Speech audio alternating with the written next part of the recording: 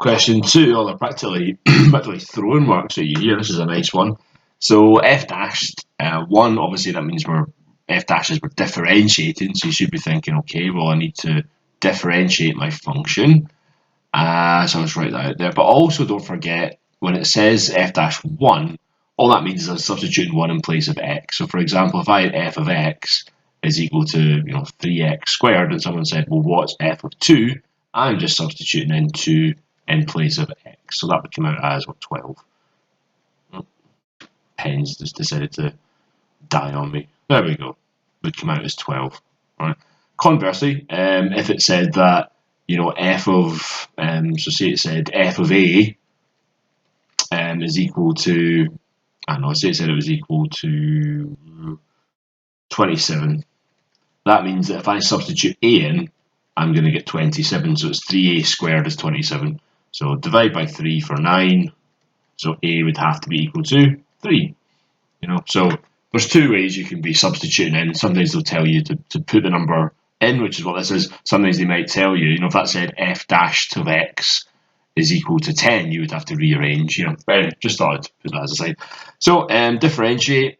We can differentiate something like x squared plus 1 quite easily. When it's in a bracket like that, I could break out the bracket 5 times, which would be quite annoying, or I can use my chain rule. So the chain rule just means we do the outside then the inside. So if you think on your bracket, if I were to differentiate that bracket in the same way of differentiating, say I'd like x to the power of 5, that would become 5x to the power of 4. And so you're just differentiating the bracket as if it was a term in itself. If you imagined that was, I'll do over here, if that was like x to the 5, you've now got 5x to the 4. Okay. The bracket stays the same. So if I'll put the bracket in a different colour, the bracket stays exactly the same. Do the red for that.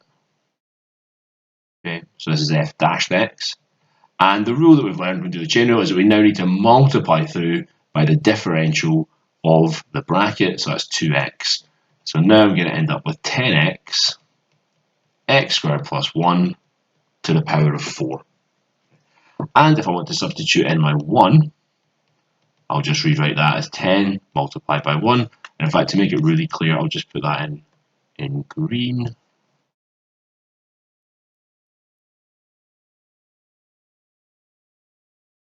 And so substitute in 1.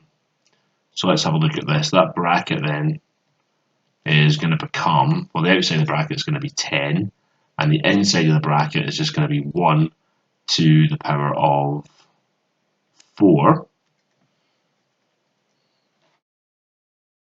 Sorry, not 1, 2, obviously. 1 plus 1 is 2. It's quite hard to sum that, 1 plus 1, and 2 to the power of 4.